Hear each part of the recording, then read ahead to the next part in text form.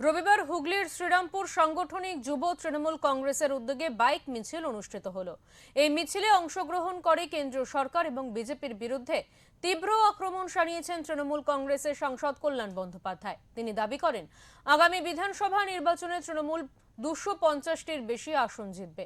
আবারও মুখ্যমন্ত্রী হিসাবে ফের দায়িত্ব নেবেন মমতা বন্দ্যোপাধ্যায়। পাশাপাশি তিনি কটাক্ষ করে বলেন, বিজেপি 30 আসনের নিচে নেমে যাবে।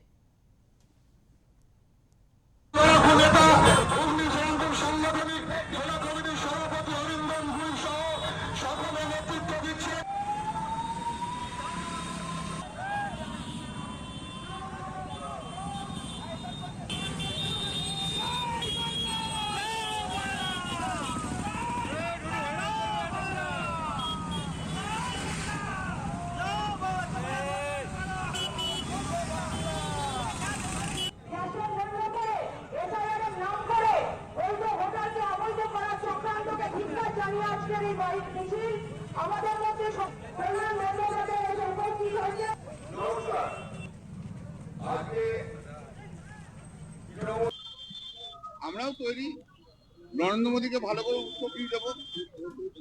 এই 2026-এর নির্বাচনে মমতা বন্দ্যোপাধ্যায় 250টা সিট নিয়ে আসবে। এই যে দাওয়া বাজবে না, এখান থেকে যে বাঁশি বাজবে, 2029-এ মোদী ফিনিশ। বিজেপি আর কটা পাবে? 30-এর নিচে। হ্যাঁ, যতই বাড়ানোর চেষ্টা করো পারবে না। এসআইআর কমপ্লিট হয়, ইলেকশন না, ইলেকশন নমিনেশন ফাইলের আগে পর্যন্ত এসআইআর এর সব কাজ হবে এবং সুপ্রিম কোর্ট বলে যে বাই চান্স যদি কিছু না হয় সেটা ওরা দেখবে।